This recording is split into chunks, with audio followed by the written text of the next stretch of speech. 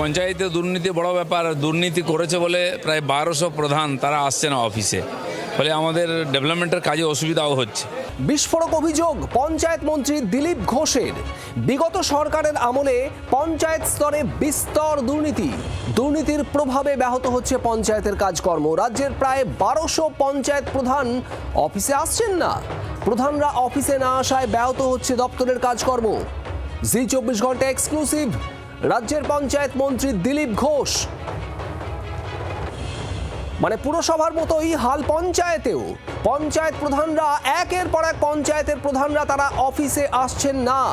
রাজ্যে পালাবদলের পর একাধিক জায়গায় দুর্নীতির অভিযোগ, দুর্নীতির প্রভাব, আর তাতেই রাজ্যের বিভিন্ন পঞ্চায়েতে পঞ্চায়েত প্রধানরা অফিসে আসছেন না, আর তাতে ব্যাহত হচ্ছে দপ্তরের কাজকর্ম।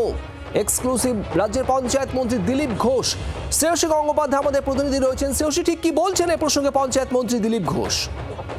দেখো, কার্যত তিনি যেটা বলছেন যে প্রায় 1200 পঞ্চায়েত প্রধান তারা এই মুহূর্তে কিন্তু পঞ্চায়েতের দপ্তরে আসছেন না, এবং তারা না আসার জন্য কিন্তু পঞ্চায়েতের কাজকর্ম ব্যাহত হচ্ছে। কিন্তু সব থেকে বেশি গুরুত্বপূর্ণ এবং সব থেকে বেশি আশ্চর্যজনক যেটা দিলীপ ঘোষ তিনি বলছেন যে কেন আসছেন না।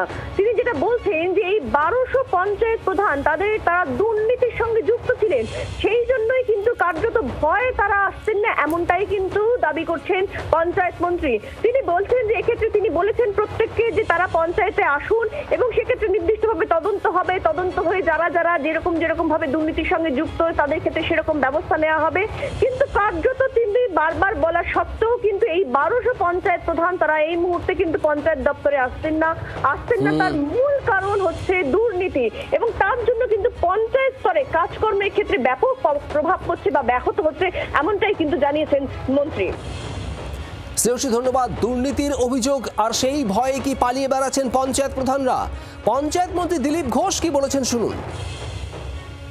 মালদায় পঞ্চায়েতে দুর্নীতি বড় ব্যাপার। দুর্নীতি করেছে বলে প্রায় 1200 প্রধান তারা আসছে না অফিসে, ফলে আমাদের ডেভেলপমেন্টের কাজে অসুবিধাও হচ্ছে। এটা নিয়ে বড় সমস্যা। প্রধান ছাড়া কাজ করা যাচ্ছে না নিচে। তো আমরা বলছি এসব কাজ করো, দুর্নীতি থাকলে কমপ্লেন হবে, তার ইনকোয়ারি হবে, কেউ ছাড়া পাবে না। দুর্নীতি হয়েছে, হাজার হাজার কোটি টাকা লুট হয়ে গেছে। 60,000 কোটি টাকা জল জীবন মিশনে কোথায় গেছে জানা নেই। জলই পাওয়া যাচ্ছে না, টাকাও পাওয়া যাচ্ছে না, আর প্রধানকেও পাওয়া যাচ্ছে না।